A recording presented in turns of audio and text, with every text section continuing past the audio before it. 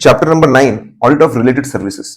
बहुत सिंपल सा यहाँ पे एक केस स्टडी है कि एक बंदे को बुलाते हैं सीए को कि भाई तू फिजिकल वेरिफिकेशन कर दे। अब उसको डाउट है यार, मुझे ऑडिट करने के लिए नहीं बुलाया, मुझे ऑडिट करने के लिए नहीं बुलाया, मुझे फिजिकल वेरिफिकेशन करने के लिए बुलाया, तो मैंने कौन सा स्टैंडर्ड लगाना चाहिए? एसएस तो नहीं लगेंगे because it is not audit of historical information, ये तो फिजिकल वेरिफिकेशन है। तो इसके लिए आपको एसआरएस लगते हैं, स्टैंडर्ड ऑन रिलेटेड सर्विसेज। तो एकदम सिंपल केस है जहां पे एसआरएस लगते हैं। फिर एक बंदे ने फाइनेंशियल स्टेटमेंट कंपाइल करने के लिए बनाया, तो वहां पर भी एसआरएस लगते हैं। बहुत ही सिंपल सी बात है। एसआरएस आपके 4000 सीरीज में दो स्टैंडर्ड्स है, 4400, 4410। 4400 एयूपी के लिए है, 44100 कंपाइलेशन। जब आप ऐसे कोई असाइनमेंट कर रहे हैं जिसमें आपको ऑडिट में लगने वाली नॉलेज और स्किल्स लगते हैं, लेकिन आप इसमें ओपिनियन नहीं दे रहे, आप ऑडिट का ओपिनियन नहीं दे रहे, आप रिव्यू का कंक्लूजन नहीं दे रहे, तो फिर लेकिन काम जो कर रहे हो सिमिलर नेचर का है, तो आप रिलेटेड सर्विसेज लगाते हो। अब कंपाइलेशन समझ में आता है, भाई फाइनेंशियल स्टेटमेंट बनाकर देना, फिक्स एसेट रजिस्टर बनाकर देना, ये एयूपी क्या होता है? एयूपी मतलब अग्रीड अपॉन प्रोसीजर। मतलब इसमें होगा क्या, ठीक है, इसके अंदर आप स्पेसिफाइड प्रोसीजर्स परफॉर्म करते हो और जो फैक्ट्स मिले उसको रिपोर्ट करते हो। जैसे क्रेडिटर है, आपको आपके अकाउंट्स पेबल है, स्टेप नंबर 1 उसकी लिस्ट है आपके पास, अकाउंट्स पेबल की लिस्ट, उसको क्रेडिटर लेजर से मैच करना, ठीक है। स्टेप नंबर 2 एक्सटर्नल कंफर्मेशन मंगवाना, उससे मैच करना, ठीक है। स्टेप नंबर 3 सब्सिक्वेंट पेमेंट देखना, 3 महीने में कितने पेमेंट हुए। अब इसके जो भी फैक्चुअल फाइंडिंग होंगे, मैच हुआ नहीं हुआ, कंफर्मेशन मिला नहीं मिला, सब्सिक्वेंट पेमेंट कितना हुआ कितना नहीं हुआ, बस वो बताना है फैक्चुअल फाइंडिंग। जो पढ़ने वाले लोग हैं खुद ही दिमाग लगा लेंगे, उसको हम लोग अग्रीड अपॉन प्रोसीजर बोलते हैं। इंट्रोडक्शन हम लोगों ने देख लिया। अश्योरेंस असाइनमेंट मतलब जिसमें हम लोग किसी भी इंफॉर्मेशन की रिलायबिलिटी पे हम लोग कमेंट कर रहे हैं, हम लोगों का कॉन्फिडेंस बढ़ा, रिपोर्ट देखकर उनका कॉन्फिडेंस बढ़ा रहे हैं, इसमें हम ओपिनियन देते हैं। रिलेटेड सर्विसेज का बेस्ट एग्जांपल है अग्रीड अपॉन प्रोसीजर और आपका कंपाइलेशन। अग्रीड अपॉन प्रोसीजर में स्पेसिफाइड प्रोसेस परफॉर्म करते हैं, उसके फैक्चुअल फाइंडिंग हम लोग बताते हैं। ये फाइनेंशियल एलिमेंट के ऊपर हो सकता है, अकाउंट के ऊपर हो सकता है, किसी भी चीज के ऊपर अग्रीड अपॉन प्रोसीजर हो सकता है। फिर इसका ऑडिट कोई भी कर सकता है, रेगुलर ऑडिटर इसका ऑडिटर ऐसा बिल्कुल भी जरूरी नहीं है। एकदम सिंपल है, आप स्पेसिफाइड ऑडिट प्रोसेस परफॉर्म करो, फैक्चुअल फाइंडिंग्स के बारे में बताओ, जिनके लिए रिपोर्ट है उनके लिए दो, बाकी लोगों को बोलो इसको यूज ना करें, इसको डिस्ट्रीब्यूट ना करें। Audit versus agreed upon procedure में ऑडिट में अश्योरेंस हम लोग देते हैं, यहाँ पे किसी तरह का कोई अश्योरेंस नहीं होता, ठीक है, उसी बात को रिपीट कर रहे हैं। जनरल प्रिंसिपल्स की अगर हम लोग बात करेंगे, अग्रीड अपॉन प्रोसीजर का काम करने के लिए आपको कोड ऑफ एथिक्स लगाना पड़ेगा, you have to apply code of ethics, पूरा 5 एथिकल प्रिंसिपल लगाने पड़ेंगे। बट इंडिपेंडेंस रिक्वायरमेंट नहीं है, independence is not a requirement. अगर लैक ऑफ इंडिपेंडेंस है तो आपको रिपोर्ट में लिखना पड़ेगा भाई इंडिपेंडेंस की कमी है, ये बहुत रेयर है, कहीं देखने को नहीं मिलता है। फिर आपको टर्म्स ऑफ एंगेजमेंट बनाना पड़ेगा। सबसे पहला काम वही रहेगा कि आप अग्रीमेंट बनाओ। इसके अंदर अग्रीड अपॉन इसके अंदर सबसे पहले अग्रीड अपॉन प्रोसीजर, क्लाइंट और अपने बीच में थर्ड पार्टी, इसको रिपोर्ट में एब्सोल्यूट क्लैरिटी होनी कि भी अग्रीड अपॉन प्रोसीजर क्या होंगे, कंडीशंस क्या होंगे, प्रोसीजर्स की क्लैरिटी होनी चाहिए और कंडीशंस, कब तक काम खत्म करना है, क्या उसके कब तक काम खत्म करना है, ठीक है, कोई पर्टिकुलर फॉर्मेट, पर्टिकुलर कोई चीज में चाहिए आपको चीजें, वो समझना है, कंडीशंस आपको समझ लेनी है। एंगेजमेंट में क्या क्या आता है, नेचर ऑफ एंगेजमेंट, ये ऑडिट नहीं है, ये रिव्यू नहीं है, ठीक है, ये अग्रीड अपॉन प्रोसीजर है, किसी में अश्योरेंस नहीं मिलने वाला। पर्पस क्या है, किसके लिए बना रहे, इंटरनल लोगों के लिए, थर्ड पार्टी लोगों के लिए, किस चीज के लिए बना रहे, पर्पस, पहले नेचर, पर्पस, किस चीज के ऊपर ये agreed upon procedure, identify the information, account receivable payable है, क्या स्पेसिफिक प्रोसीजर्स होगी और ये रिपोर्ट किसके लिए बन रही, बाकी लोगों के लिए रिस्ट्रिक्टेड है। एंगेजमेंट बनाकर ऑडिटर ने भेज देना चाहिए, ठीक है, एकदम भेज देना चाहिए, कोई मिसअंडरस्टैंडिंग नहीं होती, प्रोसीजर में क्लैरिटी आ जाती है और किस किस को रिपोर्ट मिलेगी, कौन यूज करना चाहिए, किसने यूज नहीं करना चाहिए, वो भी हमको पूरा क्लैरिटी मिल जाता है। तो अग्रीड अपॉन प्रोसीजर को कैसे परफॉर्म करते हैं, क्या प्रोसीजर्स को लगाया जाता है जनरली, तो हम लोगों ने ऐसे 500 के अंदर हम लोग पढ़ते हैं methods of collecting audit evidence, बराबर वैसे ही अग्रीड अपॉन प्रोसीजर में भी एग्जामिनेशन करने के जो तरीके हैं, जो प्रोसीजर परफॉर्म करने के तरीके हैं, वो बिल्कुल वैसे ही है। बस वहां पे अगर मैं बोलूं तो इन्होंने रीपरफॉर्मेंस और एनालिटिकल प्रोसीजर इनको इंक्लूड नहीं किया, बाकी सब कुछ हो गया। अगर आपको एग्जाम्पल आता है, फैक्ट्री देखिए, ऑब्जर्वेशन हो गया, फाइल निकाली, इंस्पेक्शन हो गया, पूछताछ की, इंक्वायरी हो गया, कैलकुलेटर लिया, रिकम्प्यूटेशन हो गया, पीसी पे बैठे रीपरफॉर्मेंस, ये उन्होंने नहीं लिया हुआ है, ठीक है। फिर चार्ट बनाया, एनालिटिकल प्रोसीजर, वो भी उन्होंने नहीं लिया है। एक्सटर्नल कंफर्मेशन हम लोग लेते हैं, वो तो बेसिकली वही सारे तरीके हैं। 2 मेथड भी इसलिए छोड़ दिए कि वो इतना डेप्थ में जनरली काम होता नहीं है। एग्जैक्टली रटिए मत, कॉन्सेप्चुअली क्लियर रखिए, ठीक है। कुछ चीजों को उन्होंने छोड़ दिया है। रिपोर्टिंग की बात करते हैं। रिपोर्ट बनाने का ऑब्जेक्टिव ये है दुनिया को बताना कि ये जो असाइनमेंट है, ये एंगेजमेंट अलग तरह का है, अलग तरह का है, डिफरेंट तरीके का है। हम आपको बताना चाहते हैं एग्जैक्टली क्या है, किस तरह की प्रोसेस परफॉर्म की है, किस तरह की ऑडिट फाइंडिंग्स है, फैक्चुअल फाइंडिंग्स है। और लोगों को बताना चाहते हैं कि प्लीज सीए की रिपोर्ट देखकर ऑडिट रिव्यू मत समझो, it is not audit, it is not review. मैं आपको एक जो फॉर्मेट है वो आपको बता दूं, जो ओल्ड ऑडिट रिपोर्ट का फॉर्मेट है वही आपको देखने को मिलता है 800 सीरीज, 2000 सीरीज, 3000 सीरीज और 4000 सीरीज में।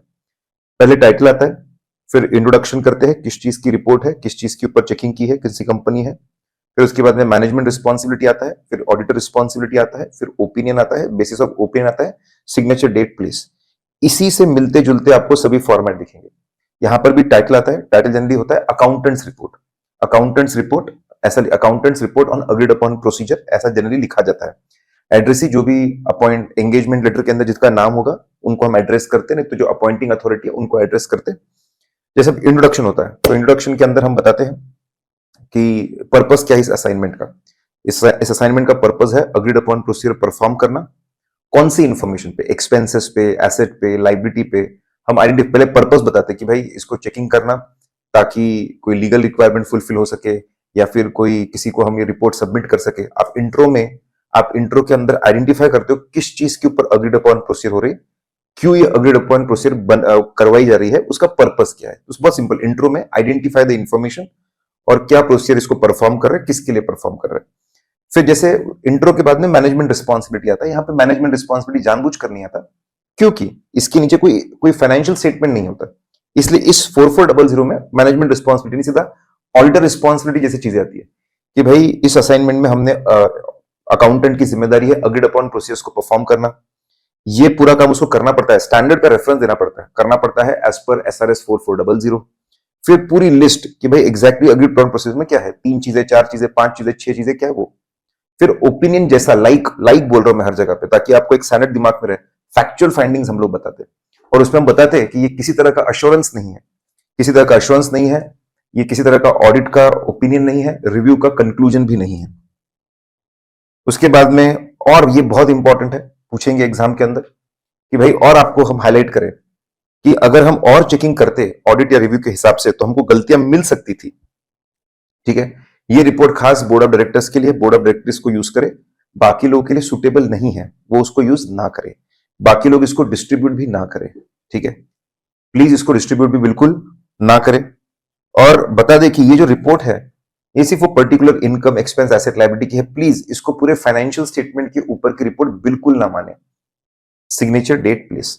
ये जो आखिरी में, ये मैंने ओएमपी लाइक बोल रहा हूं मैं, लाइक जैसे ओएमपी आखिरी में आता है ना, वैसे ओएमपी ये जो मैंने बाजू में लिखे, that is just to tell you कि जो स्टैंडर्ड फॉर्मेट चल रहा है उसके जैसे है, ये याद रखने के लिए। डॉक्यूमेंटेशन की बात करें, आपने क्या अग्रीड अपॉन प्रोसेस परफॉर्म की, उससे आपको एक एक से क्या एविडेंस मिले, क्या फैक्चुअल फाइंडिंग्स मिले, आप वो डॉक्यूमेंट करके रखिए।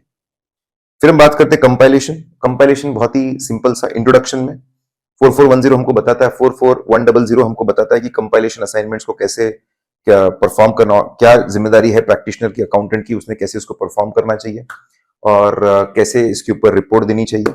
इसके लिए आपको ये पूरा सनद बनाया हुआ है। जो आप कंपाइल करने वाले हो वो जनरली फाइनेंशियल होता है, आपको पूरे फाइनेंशियल स्टेटमेंट कंपाइल करने पड़ सकते हैं, कोई इंडिविजुअल आइटम कंपाइल करना पड़ सकता है, लेकिन नॉन फाइनेंशियल आइटम भी कंपाइल करना पड़ सकता है। वही इंपॉर्टेंट चीज है उसमें कि फाइनेंशियल नॉन फाइनेंशियल दोनों कवर करता है। SQC1 सभी अश्योरेंस और रिलेटेड असाइनमेंट्स को लगता है, तो SQC1 लगेगा to maintain quality of the assignment. खास बात, कंपाइलेशन एंगेजमेंट एक असाइनमेंट है जिसमें अकाउंटेंट अपना स्पेशलाइज्ड नॉलेज, स्किल्स यूज करता है टू असिस्ट, हमेशा बोलना, to assist management prepare and present financial information in accordance with financial reporting framework. Compilation assignment में हमेशा बोलना कि हम असिस्ट करते हैं उनको चीजें बनाने के लिए। मैनेजमेंट जनरली आता है प्रैक्टिशनर के पास में, उनको बोलता है, रिक्वेस्ट करता है और फिर हम बना देते हैं। एग्जाम्पल्स दीजिए कि कंपाइलेशन क्यों क्यों करवाया जा सकता है। तो कुछ चीजें मैंडेटरी है, मैंडेटरी फाइनेंशियल रिपोर्टिंग करनी पड़ती है, इसमें different loss, companies act, cooperative society act, income tax.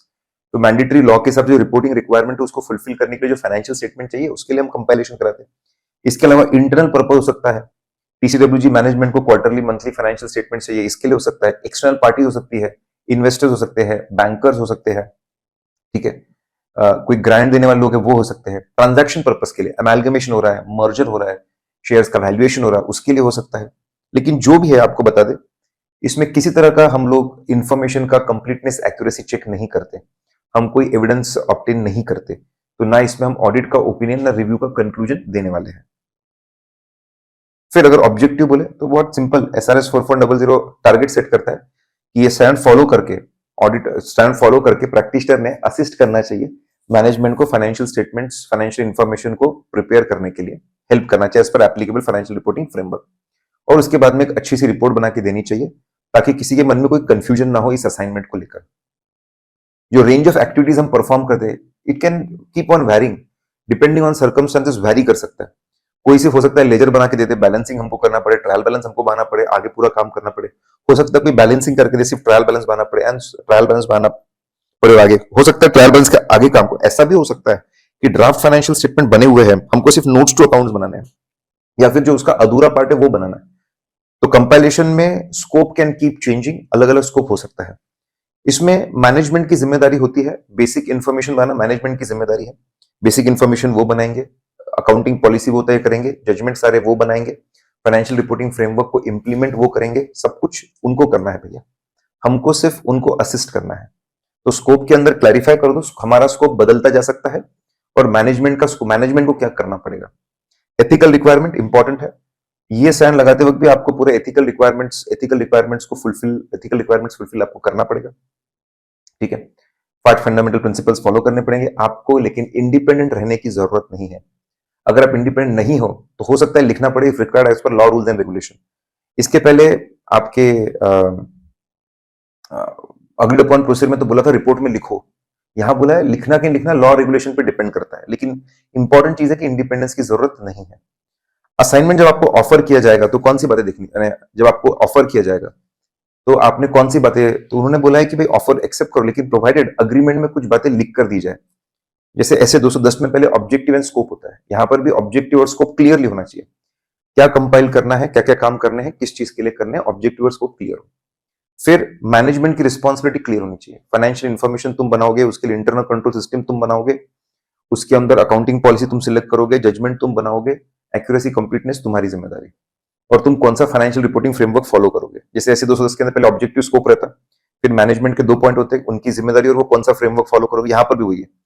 फिर वहां पे ऑडिटर हमारी जिम्मेदारी रहेगी आपको असिस्ट करना, कंपाइल हमारा एक्सपर्ट नॉलेज अकाउंटेंसी का यूज करके आपको असिस्ट करना। हम ये असाइनमेंट फॉलो करेंगे एज पर ये पर्टिकुलर स्टैंडर्ड, और इसकी फिर आपको रिपोर्ट बना कर देंगे ताकि कोई कंफ्यूजन ना हो। तो हमारी जिम्मेदारी, ठीक है। फिर जो रिपोर्ट बनेगी, रिपोर्ट के बारे में और कि ये सिर्फ इतने लोगों के लिए बनी है, बाकी लोगों के लिए सुटेबल नहीं है, आपसे रिक्वेस्ट है बाकी लोगों को डिस्ट्रीब्यूट ना करें। It will be, this agreement will be in the form of engagement letter, auditor बनाएगा, साइन करके देगा, सामने वाले भी साइन, 2 कॉपी बनती है, ऑडिटर दोनों पे साइन मारता है, सामने वाला साइन करके वापस देता है अपने को, एक कॉपी उसके बाद एक कॉपी अपने पास। रिकरिंग असाइनमेंट में देखना पड़ता है, अगर कोई चेंज नहीं है तो हम सिर्फ एक लेटर बोलेंगे कि भाई हमारे टर्म्स वैसे ही जैसे पहले थे, रिमाइंडर डाल देंगे, और अगर कुछ चेंजेस हुए तो रिवाइज करना पड़ सकता है। सेम चीज 210 में भी है, सेम चीज।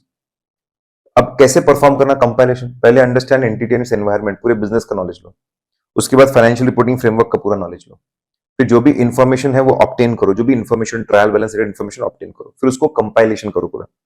कंपाइलेशन करते हो अगर जजमेंट्स आते हैं तो जजमेंट डिस्कस कर लो, सिर्फ समझ लो क्या है ये जजमेंट, चेक मत करो। पूरी बनने के बाद में एक बार रीड कर लो, रिव्यू कर लो, रीड कर लो एक बार, कैसा लग रहा है, सब कुछ नॉर्मल लग रहा है ना। अगर लगता है कि बेसिक इंफॉर्मेशन इनकम्प्लीट या इनएक्यूरेट है, ठीक है, तो आप जाओ मैनेजमेंट के पास, उनको बोलो कि इंफॉर्मेशन इनकम्प्लीट इनएक्यूरेट है, उसको ठीक कर दे। अगर वो नहीं करते तो विड्रॉ फ्रॉम द असाइनमेंट, यहाँ पे कोई मॉडिफाई का फंडा नहीं है, सीधा विड्रॉ फ्रॉम द असाइनमेंट। अगर बनने के बाद लगता है कुछ चीजें गलत है तो आप अमेंडमेंट्स प्रपोज करो, अमेंडमेंट्स अगर वो एक्सेप्ट नहीं करते वापस विड्रॉ फ्रॉम द असाइनमेंट, और कोई ऑप्शन नहीं है। आखिरी में साइन करने के पहले उनसे एक्नॉलेजमेंट ले लो, फाइनेंशियल स्टेटमेंट बनाना उनकी जिम्मेदारी है, सारी इंपॉर्टेंट चीजें बनाना उनकी जिम्मेदारी है, वो सब लिख कर ले लो, ठीक है, और इट इज देयर रिस्पॉन्सिबिलिटी, ये लिख कर ले लो, उसके बाद ही तुमने साइन करना चाहिए, ये रिटर्न रिप्रेजेंटेशन जैसा। फिर ऑडिट के दौरान समय समय पे मैनेजमेंट टीसीडब्ल्यू से सारी इंपॉर्टेंट बातें कम्युनिकेट करनी चाहिए, सिग्निफिकेंट मैटर्स टाइमली बेसिस पे, कुछ भी नया नहीं है इसके अंदर, ऐसे 260 में जैसे कम्युनिकेशन करते हैं वही कम्युनिकेशन है। रिपोर्ट की अगर बात करेंगे, लोगों को एब्सोल्यूट क्लैरिटी देना है कि क्या असाइनमेंट है, वही पर्पस है। यहां पर भी टाइटल आता है, फिर से बोलते हैं accountants report on unaudited financial statement, title आता है।